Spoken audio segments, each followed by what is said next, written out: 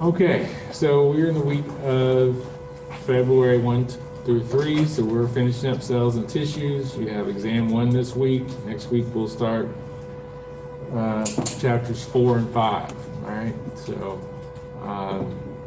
over skin and body membranes in the skeletal system. All right.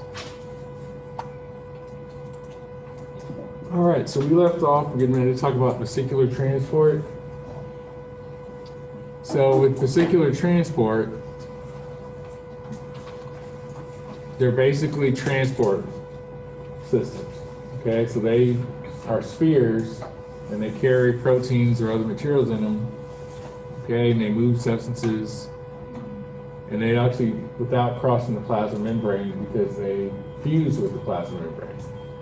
All right, they can do that through exocytosis or endocytosis. And there's 2 types of endocytosis. We have phagocytosis and pinocytosis. We'll talk about each of those. So, all right.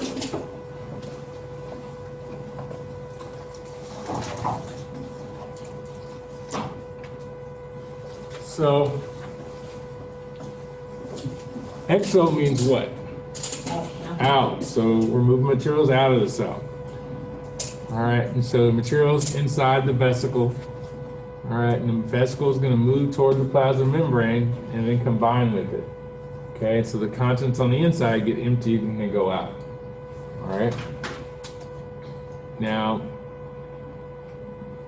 I won't get into a lot of detail on this, but with exocytosis, part of this happens through proteins in the membrane called V snares, and then those are on the membrane of the vesicle. So just imagine like these docking proteins on the outside of the vesicle, right? So it's like you have a sphere, and then you've got these little proteins on the outside, okay? Then on the plasma membrane, you have other proteins called T snares for target. Okay, and so the V snares are going to recognize and bind to the T snares. Okay, so they're going to attach to each other. All right, because they have sequences that recognize each other. All right, and they fit like a corkscrew and fuse together. All right, so it allows the membranes to then diffuse. All right. Now, endocytosis is the opposite process. So if exo means out, endo means in. So you have substances outside the cell, which means extracellular. They get engulfed or encapsulated inside a vesicle. All right, and so basically that plasma membrane is going to pinch around whatever's on the outside and bring it in. Okay, and it becomes a vesicle. That vesicle, a lot of times, will fuse with the lysosome. Okay, and lysosomes, remember they break things. So the lysosomes have lysosomal enzymes in them, and they digest whatever's in the vesicle. All right. So, a couple types of endocytosis. You have phagocytosis, which is cell eating. So phago means eating, cyto means cell. So cell is basically eating big particles like dead body cells or bacteria. Okay? So this is a protective mechanism. Okay, this is basically how your body fights infection or destroys dead cells. Okay, so then you've got endocytosis, which is cell drinking. And so here the cell is going to drink or gulp down droplets of fluid on the outside of the cell. And it might have dissolved fat or protein in it. Okay, plasma membrane forms a little pit. Okay, and that just fuse, and so the fluid gets inside the cell, inside the vesicle. All right, so it happens a lot in cells that are involved in absorption, like your small intestine cells. All right, but that's phagocytosis and pinocytosis. We also have what we call receptor-mediated endocytosis. So in this method, there's some receptor that's involved in bringing things into the cell. All right, so there's a receptor protein on the surface of your plasma membrane. It's highly selective, so it's basically only responds to specific substances. All right, like hormones or iron or cholesterol or certain enzymes. All right, and so then when the membrane forms a pit around what's on the outside, brings it in, then the receptors and the target molecule that it brought in are on the inside of the vesicle. Okay, so then the contents, can either be destroyed or used somewhere in the cell. All right. So let's take a minute and talk to your battle buddy about, maybe one person says 3 things they learned about exocytosis, the other says 3 things they learned about endocytosis. Okay, you can do this at home as well. All right, so cell has a life cycle, okay? So in that life cycle is the changes that cell goes through from when it's formed to when it divides again, okay? There's 2 major periods of the cell's life cycle. You have interphase and cell division. So during interphase, that's when your cell is growing, carrying on its chemical or metabolic processes, and it's the majority of the time in your cell cycle, okay? Now you have cell division, and that's when the cell's replicating itself. And the cell's dividing. And the point or the function here is to make more cells for the body's growth and repair processes. Okay? So that's an overview of the cell cycle. All right?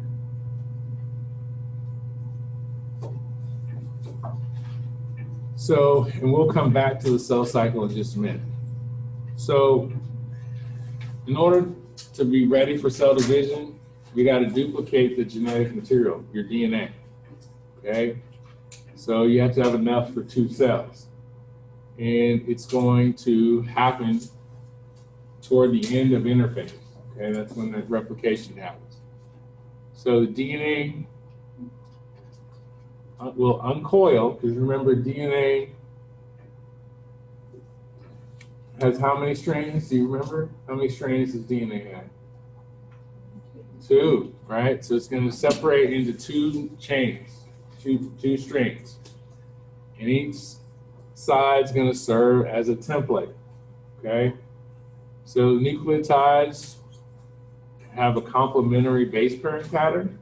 So adenine on one strand is going to bond with thymine on another strand. Guanine is going to bond on one strand, is going to bond with cytosine on another strand, okay? So for example, if you have a sequence on one strand, it has TAC, TGC, will bond with new nucleotides as you're making a new DNA molecule, will be ATG, AGC. And hopefully you'll see the T and the A bond together, the A and the T, the C and the G, the T and the A, the C and the G, and the C and the G. All right, so it's base pairing rules. All right. So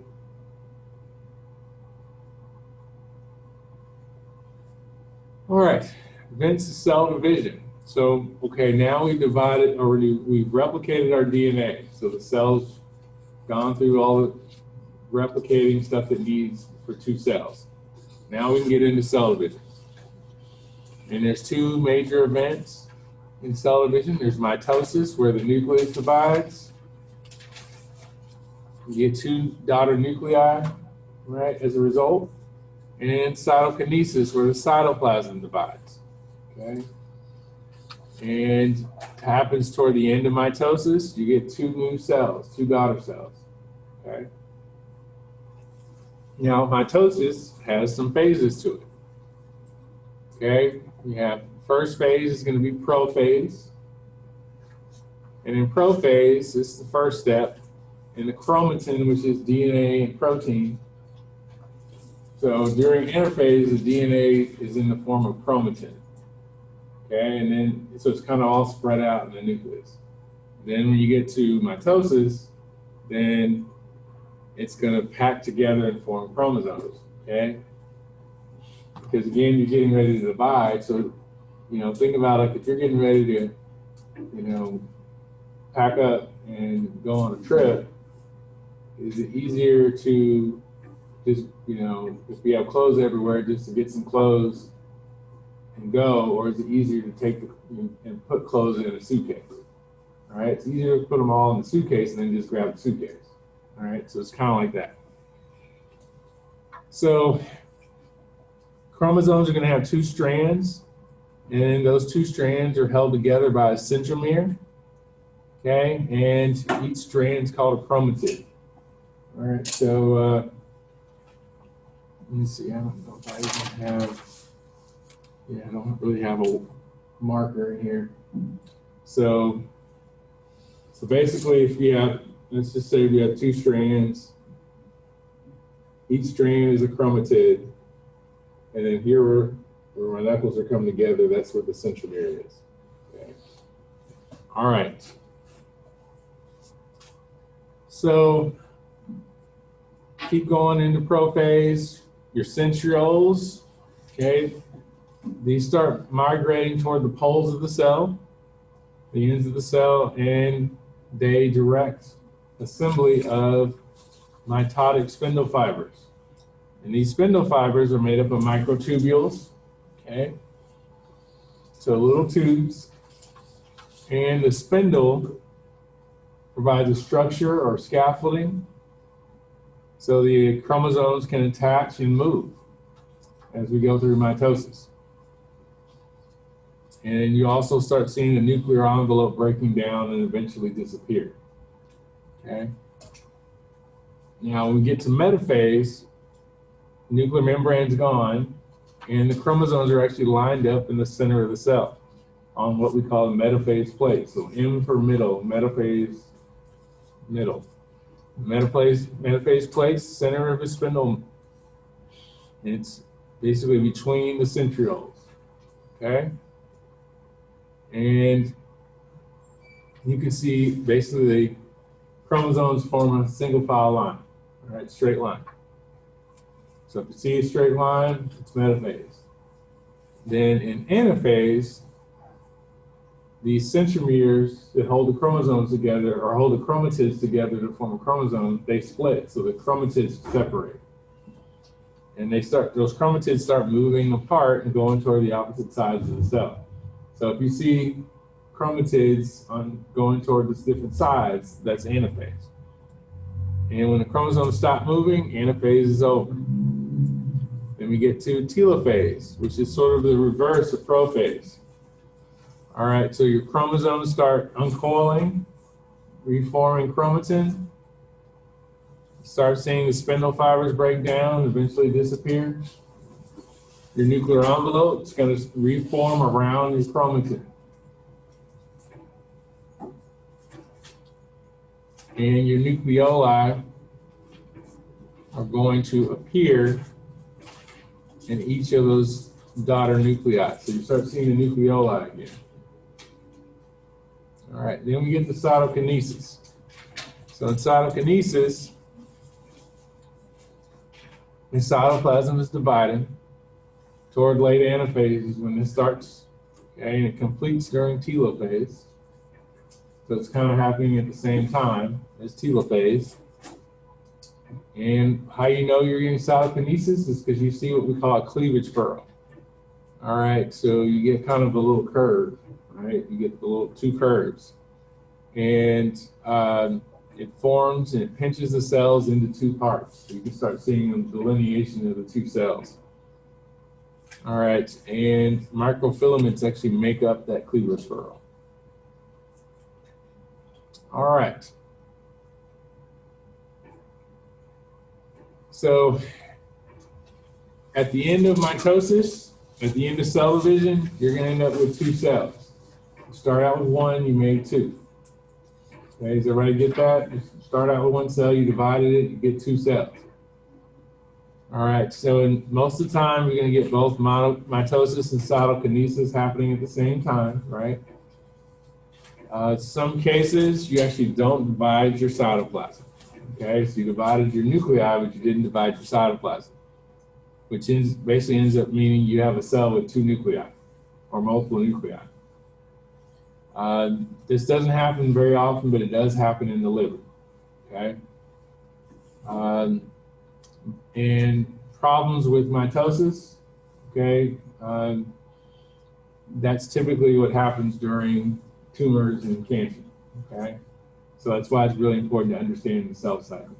Okay, so all right, let's pause for concept check, and you can talk to your battle buddy.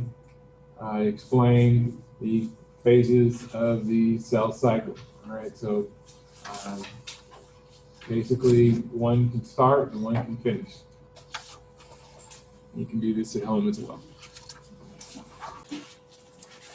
Okay.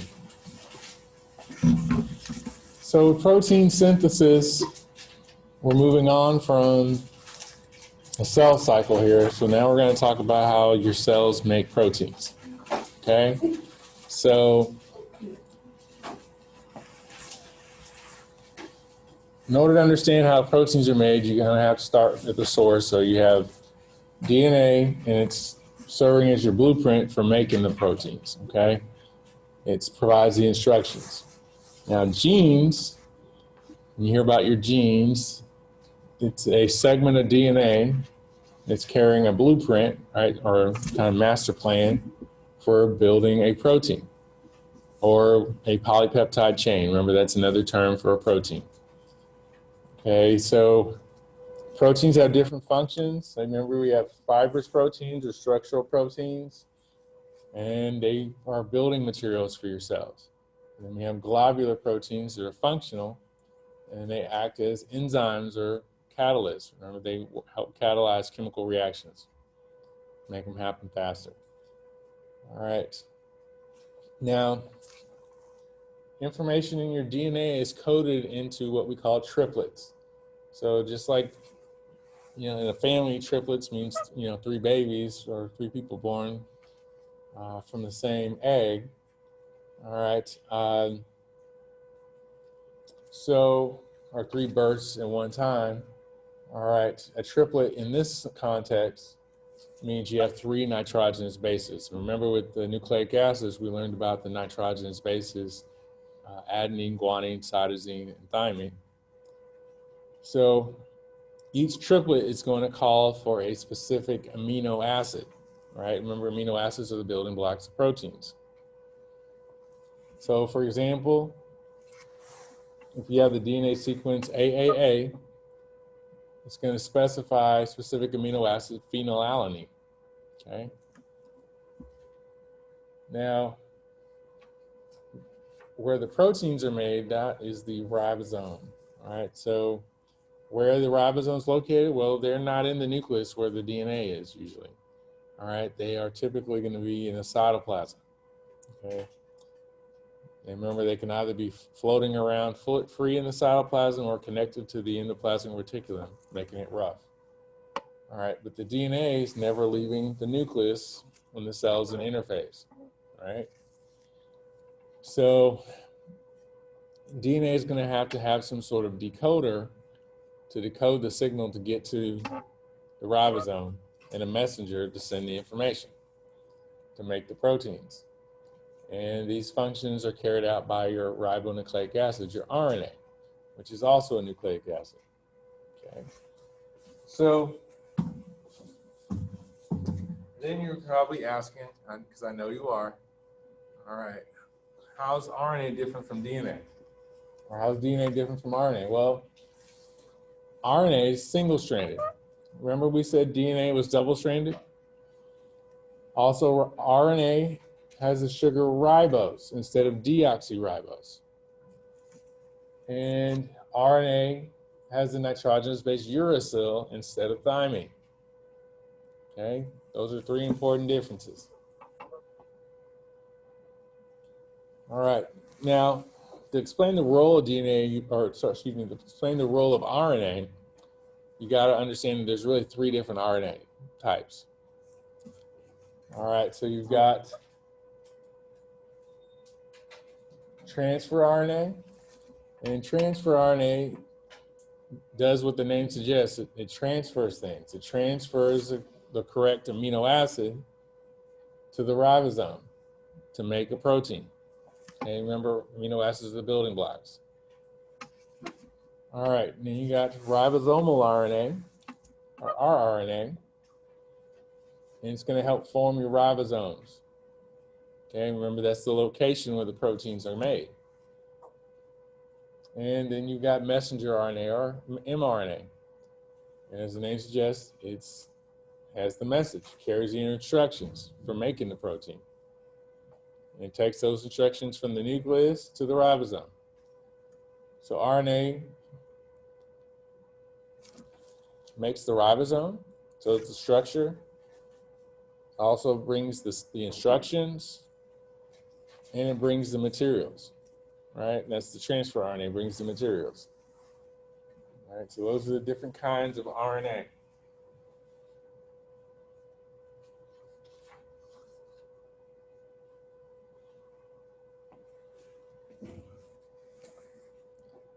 All right, so protein synthesis happens in two main steps. All right, so first step is transcription, the second step is translation. All right, so in transcription, you are taking information from DNA sequence to a complementary sequence in the messenger RNA. All right, so you're taking DNA and making messenger RNA. All right, DNA does not become RNA. I want to make sure you're clear on that. DNA stays DNA. It's used to make RNA. All right, so only DNA and messenger RNA are involved here. And the triplets are that three-base sequence that specifies a particular amino acid from your DNA gene. And the codons correspond to those sequences in the triplets, but they're a corresponding three-base sequence in the mRNA. So the DNA has a triplet, RNA has codon. All right, DNA has triplets, RNA has codons, but they're complementary. So here's an example. You got your DNA triplets, AAT, and the matching corresponding codon would be UUA. Remember, because RNA does not have thymine, it has uracil. Good. And then CGT, it's the DNA triplet, corresponding mRNA codon is GCA. DNA triplet, TCG, corresponding mRNA codon is AGC. Okay, y'all see that? All right, base pairing rules.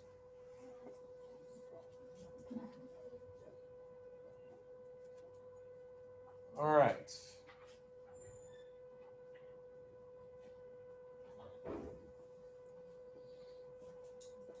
So that's translation. All right, so the base sequence.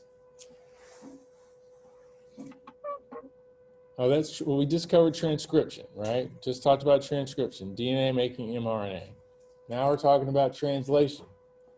And here your base sequence in your nucleic acid mRNA is translated into amino acid sequence. And help you to try to remember this, DNA making mRNA is still nucleic acid, right? So you're basically making a transcript, like you get a transcript of your classes that you took, right? Going from nucleic acid to protein is a different kind of molecule language. So you got to translate, right? So amino acids, again, are the building blocks of proteins. So the steps here All right, so the mRNA that's been made in transcription is leaving the nucleus, and it's attaching into a ribosome. Okay, start translation. The incoming transfer RNA is going to recognize some complementary mRNA codon. Okay, calling for its amino acid by binding to the anticodon. So again, remember DNA has triplets, right? mRNA has codons. tRNA has anticodons. Okay, so it's adding one layer on that. Okay, and the anticodon is going to be complementary to the codon. But that tRNA is also bringing with it the right amino acid. You're not just bringing any amino acid, you're to bring the right one based on the interaction of the codon and the anticodon. All right. So the next step is the ribosomes moving along the messenger RNA, making a new amino acid, adding to your protein chain. So basically, you have your mRNA sequence, and here's my ribosome. So and each time that ribosome moves along the mRNA, it's going to add another amino acid along that sequence, okay? And that builds your protein out, one amino acid at a time. Like, how do you eat an elephant? One bite at a time. How do you make a protein? One amino acid at a time.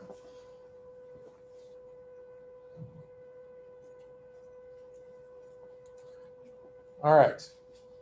So I think let's take a pause, and I want you all to explain transcription and translation to each other. All right. So one partner can explain transcription, the other can explain translation. All right. You can do this at home as well.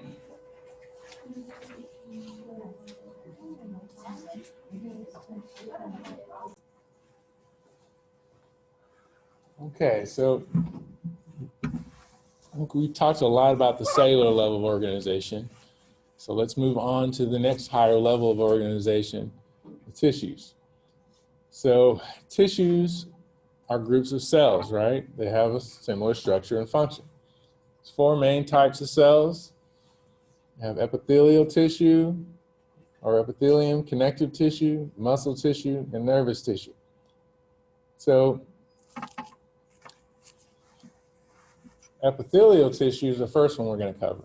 And so here, epithelium, it's going to line your body. It's a body lining, covers your body. All right. Also, glands are made up of epithelium. Okay. So what are the functions? Well, it's a protection layer, right? Keeps things out. Helps absorb things, right? You can absorb things, particularly in the lining, like your intestines.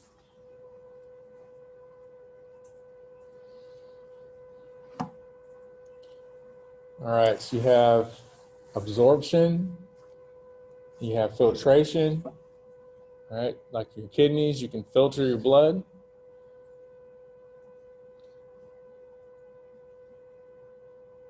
All right, you can filter out of your capillaries into the kidneys. So you can also have secretion. So with secretion, you're releasing substances out, right? So all of these things involve epithelial tissues.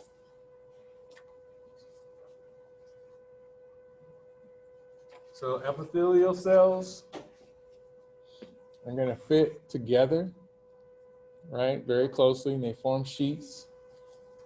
We have basically two surfaces. We have an apical surface and a basal surface. And the apical surface is your free surface, right? So like on our skin, the part that's facing the outside of our body is the apical surface. So if it's in like a hollow organ, like a blood vessel, the inside lining is the apical surface. All right, so the lower surface of your epithelium is going to sit on what we call a basement membrane. And that should make sense because, you know, basement's in the bottom of a house, right? So epithelium is avascular. And usually when you put A in front of something, it means without. So no blood supply. All right, so epithelium also can regenerate pretty easily as long as it's getting nourishment, okay? So you get a break in your skin's usually gonna heal unless it's really, really, really, really damaged. All right.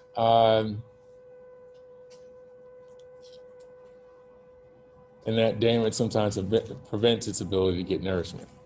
All right, so how do we classify epithelium? Well, we can classify it based on, we talked about this in lab, about the number of layers, right? If there's one layer, it's simple. And if there's multiple layers, it's stratified.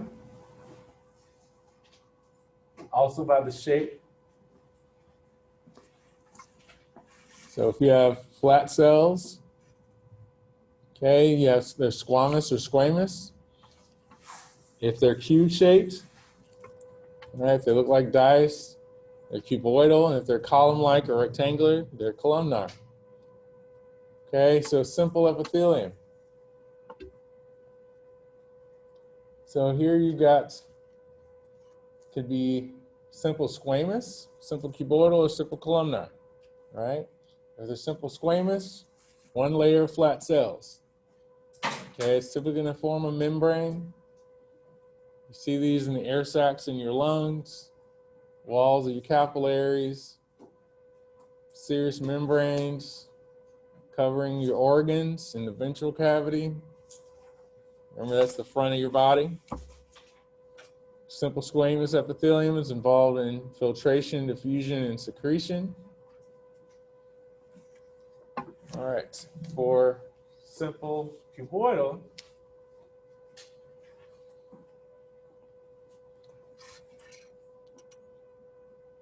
all right, it's a single layer cube-like cells. See these in glands and ducts, forming walls in the kidney tubules, right? It's one of the hallmark places where you'll see them. Covering surfaces of your ovaries in females. All right, functioning in secretion and absorption. Typically, if they have cilia, it's going to propel the mucus, or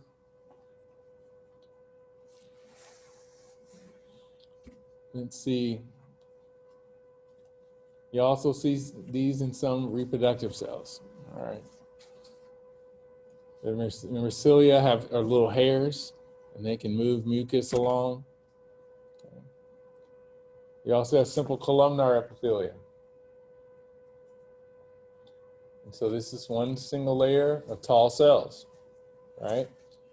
Now, in the simple columnar epithelium, you will see goblet cells, and they're like little circles, and they're white usually, and they secrete mucus.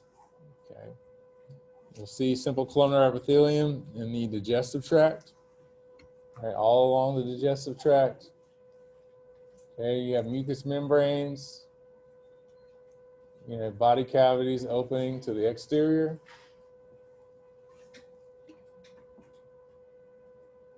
It's involved in absorbing and secreting. All right. Also, you have pseudostratified columnar, and we're including that with simple because it's not technically stratified, okay? It's not, there's not full multiple layers. All right, so all cells are going to rest on the basement membrane, so all along that basement membrane, but not all cells will reach the apical surface. All right, so some cells are shorter than others.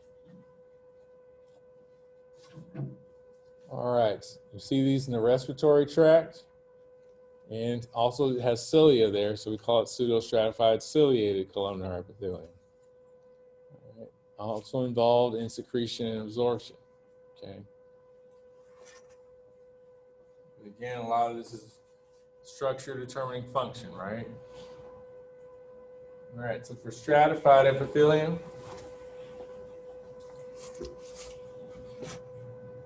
You have stratified squamous. Okay, so really we named this based on the cells of the apical surface. The cells underneath it could have a different shape, but really we determine this based on, we determine the shape based on the apical surface. Okay, simple stratified, it's multiple layers. But if the ones at the apical surface are flat, it's stratified squamous. Forms protective covering, right? If there's a lot of times these cells go through a lot of friction. See these on your skin, right? You need multiple layers, skin tissue. Mouth and esophagus also have stratified squamous epithelium. All right. So obviously, you have food going through your mouth and esophagus, so you're going to need some extra lining. All right. Stratified cuboidal epithelium. Here you get 2 layers of cuboidal cells. It's involved in protection. So the surface cells on the apical surface are columnar. Cells underneath could be different sizes and shapes.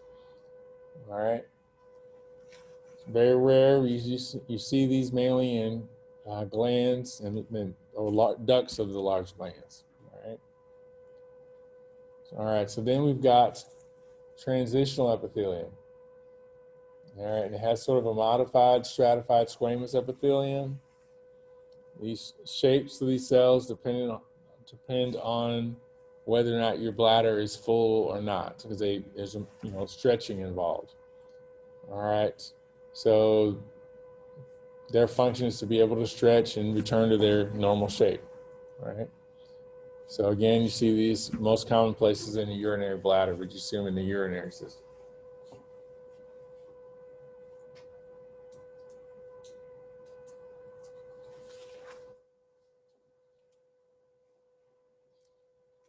Okay, so glandular epithelium. Okay, epithelium in glands. So what is a gland? It's basically one or more cells that are responsible for secretion, right? Releasing a product. And the secretions are going to be made up of proteins and an aqueous fluid, right? And what does aqueous mean? It's like agua, it's water-based, right? So this is active, right? Secretion is an active process, so there's usually going to be some expending of some ATP, some energy involved. All right, 2 main types of glands. You have endocrine glands and exocrine glands. So the endocrine glands have no ducts. All right, so their secretions they're diffused into blood vessels. All right, so you see these basically with hormones, right, in the endocrine system. They get released into the blood vessels and they can travel to other parts of the body. Okay. So examples like your thyroid gland, adrenal gland, pituitary gland. We'll learn more about these later in the semester. But those are all endocrine glands because they're ductless and secrete their glands into the blood vessels.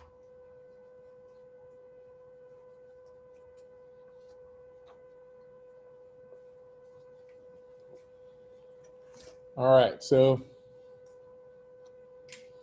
exocrine glands, their secretions are going to empty into ducts, right? So that's why they're different. And they go to the epithelial surface, which is the outside, so hence exocrine, right? Whereas endocrine, they go into blood vessels that stay in your body, okay? So your sweat glands and your oil glands, as well as your liver and your pancreas, are considered exocrine glands because they use ducts. And this includes your external glands and internal glands, all right? So that's epithelial tissue, all right? So let's take a pause for a concept check, and I want you to tell your partner or battle buddy 3 things you learned about epithelial tissue, all right? You can do this at home as well.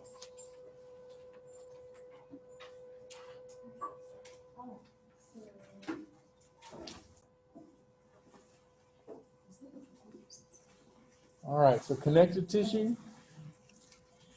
Now that we covered epithelial tissue, we can cover connective tissue. See it all over your body. It is your most abundant tissue type, most widely distributed, and provides protection. Okay. Also, as the name suggests, it kind of connects or binds your tissues together, and it provides support. So your connective tissue has some variations in terms of its blood supply. Some connective tissues have lots of blood supply, are very well vascularized. Others are not, or some could be avascular. So one of the other things that you'll learn about here in connective tissue is the concept of an extracellular matrix. So a matrix is basically just a framework around a cell, right? So the extracellular matrix is non-living material, and it's just surrounding living cells, right? So that's all it is. So it's made up of ground substance and fibers. So the ground substance is mostly water. It does have some adhesion proteins, which means it can connect to things. All right, also has polysaccharide molecules, so sugar. And it also has these fibers, right? That's the other component. The cells, connective tissue cells make these, and you typically are going to have 3 different kinds. So you're going to have collagen fibers or white fibers, elastic fibers or yellow fibers, and reticular fibers, which are kind of a special type of collagen, all right? So those are your typical tissue or fiber types that you see in connective tissue in the extracellular matrix. All right, so if we arrange the tissues from most rigid to most soft or most fluid, bone would be the most rigid, okay, then followed by cartilage, then dense connective tissue, and then loose connective tissue, and then blood. All right, that would be the most fluid.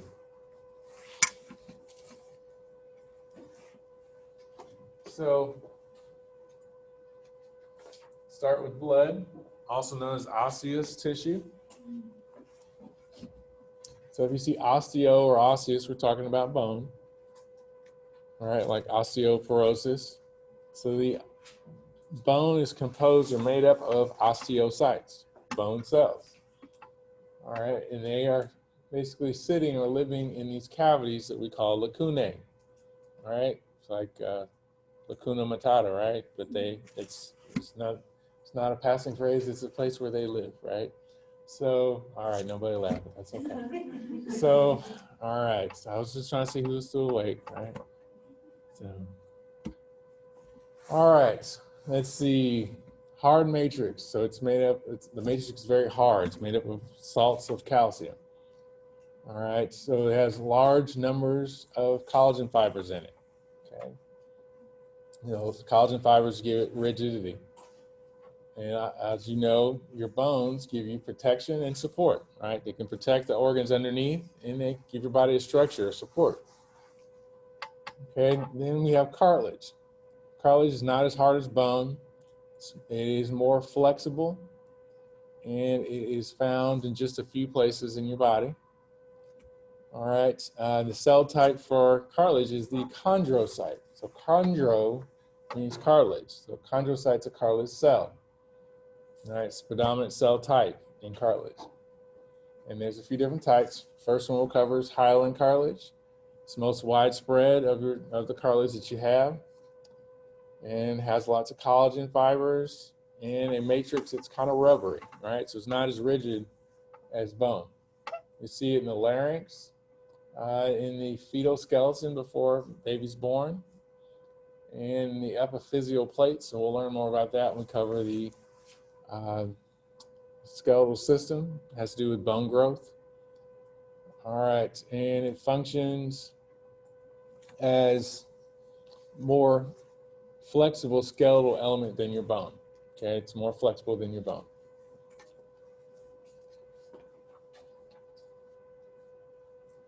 All right, so your elastic cartilage,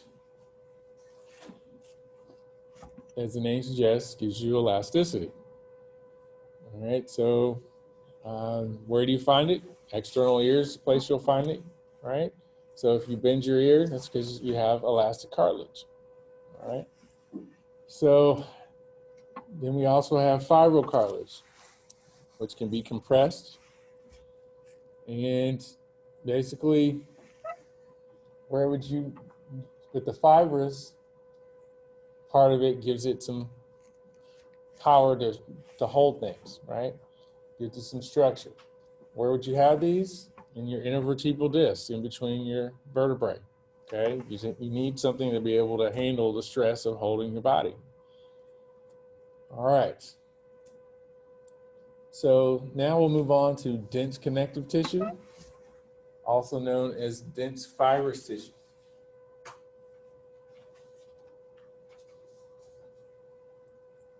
So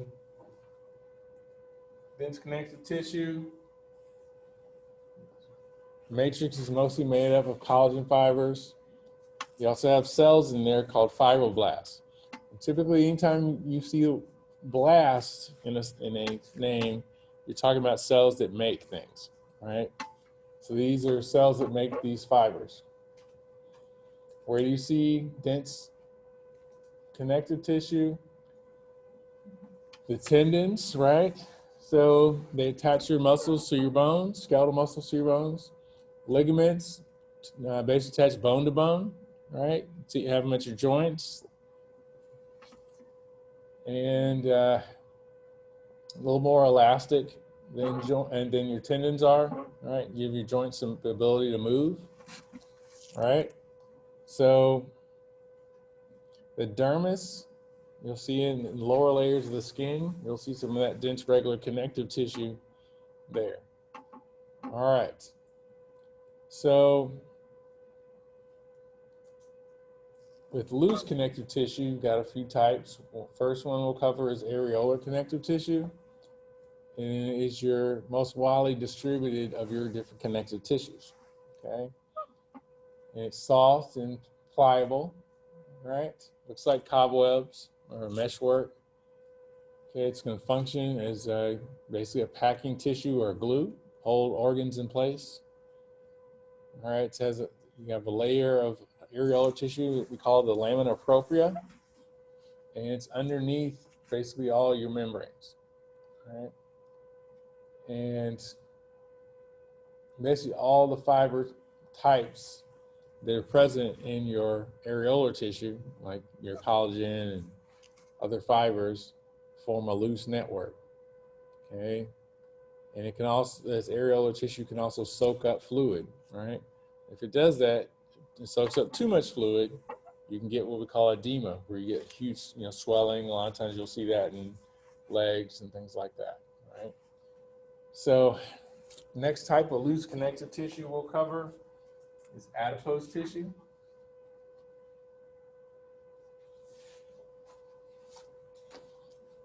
All right, so with adipose tissue, the matrix, basically your area around the cells, it's areolar tissue, where you have a lot of fat globules, right? So many of these cells are going to contain lipid deposits with the nucleus to one side. All right, you get a signet ring. All right, so it's, instead of having a cell with the nucleus in the middle, you get a cell with a big fat droplet in the middle, and on the sides you have a little nucleus.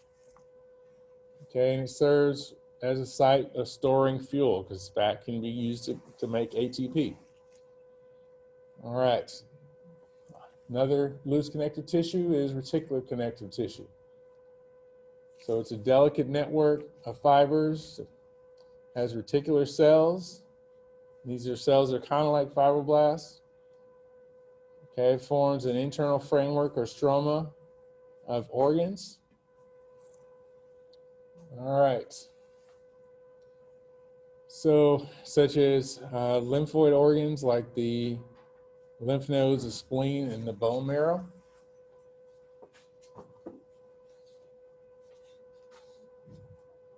Okay, then we got blood.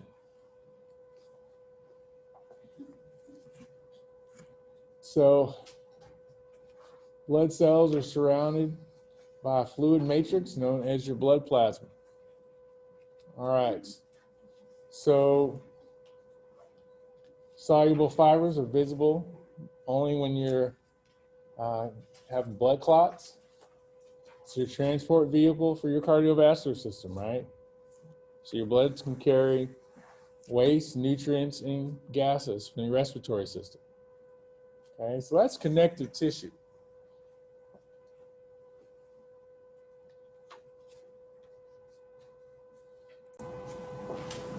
All right, so let's talk about muscle tissue.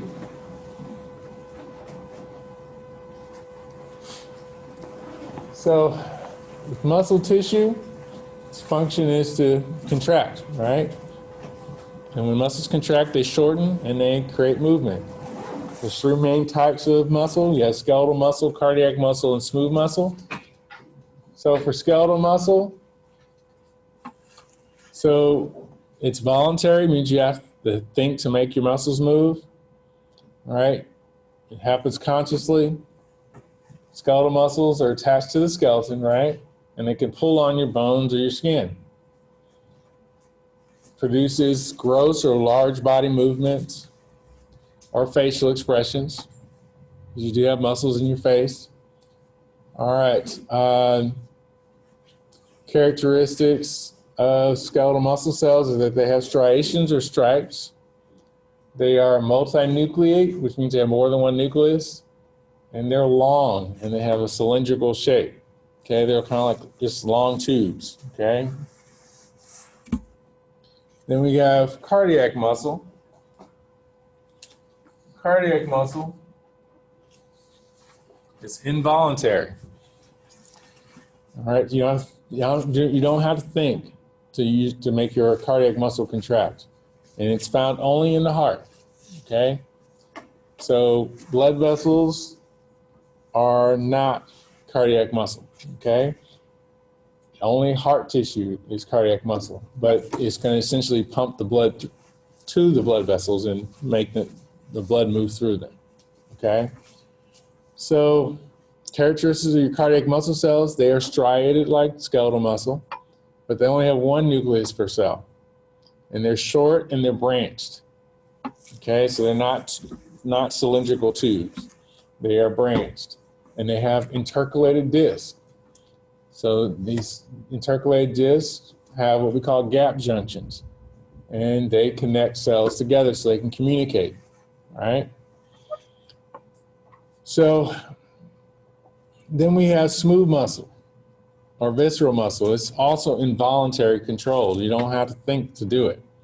And you see smooth muscle in the walls of your hollow organs like your stomach, your uterus, blood vessels, right? So these all have smooth muscle, okay?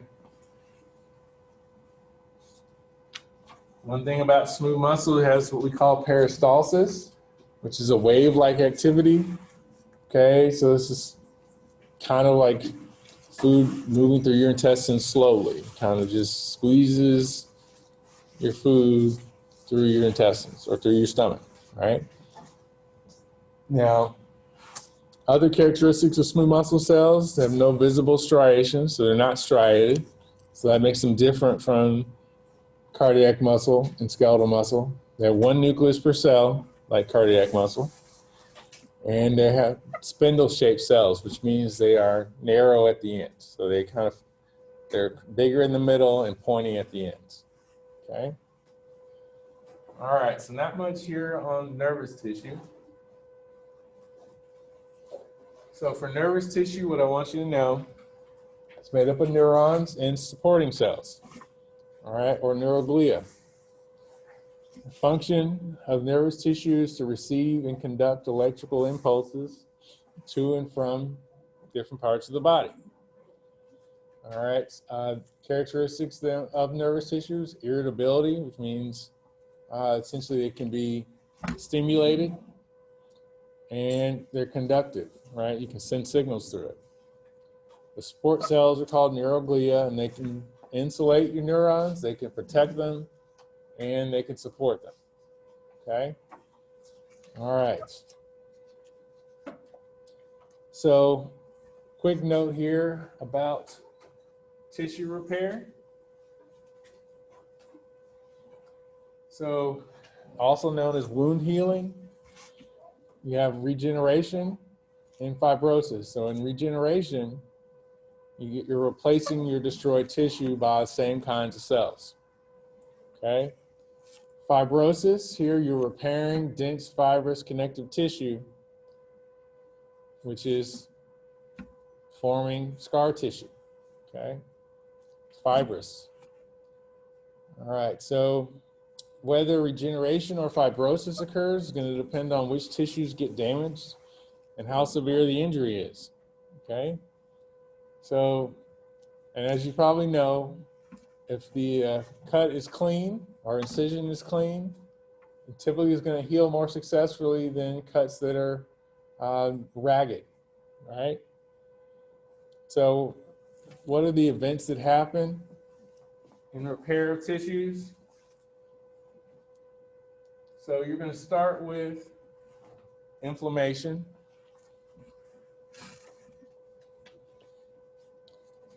And here, your capillaries become very permeable, which means a lot of things can go in and out. Okay, so in clotting proteins that help in blood clotting will migrate to the area, into the area from the bloodstream. So they'll leave the blood and go to that area where there's been a cut or some injury. And a clot's going to form there. Then you form what we call granulation tissue. And you get new capillaries forming, new blood supply. All right, and so you're getting more blood supply to that area that is damaged. Phagocytes, remember these are cells that eat things, they dispose of the blood clot as well as fibroblasts. And you start getting, start rebuilding the collagen fibers in that area. Okay, now you also have to have some regeneration of the epithelium at the surface of that injured area. Okay, and then eventually, once you get that scab, it's got to detach eventually, right? And then whether this, you have a visible scar or not, it's going to depend on how severe the wound was, okay? All right. So you have different levels of regeneration. So tissues that regenerate easy include your epithelial tissue, like your skin, your mucous membranes, and your fibrous connective tissue in your bone. Tissues that are going to regenerate poorly are things like skeletal muscle, okay? And tissues that are replaced with scar tissue, things like your cardiac muscle and your nervous tissue between your brain and your spinal cord. So these don't regenerate well, okay? Now, we also, with every chapter pretty much from here on out, we're going to be looking at developmental aspects. So things that happen as your body's maturing from a fertilized egg to an adult. So growth is going to continue through cell division, and it's going to go on through puberty. Cell populations get exposed to friction, such as different epithelium. All right, it's going to replace your lost cells throughout your life. You have connective tissue that's going to remain mitotic and form repair or scar tissue. And with some exceptions, your muscle tissue is going to become amitotic, which means it doesn't divide by the end of puberty, all right? So your body's ability to regenerate decreases because of that. All right, nervous tissue becomes amitotic shortly after birth, all right? So a lot of the nervous tissue you have, you already had, right? So injury can really handicap your amitotic tissues, right? Because they're not dividing, right? And we also look at aging, right? The cause of aging is not completely understood. But, you know, we have chemical and physical processes involved, as well as some genetics that our proposed causes, right?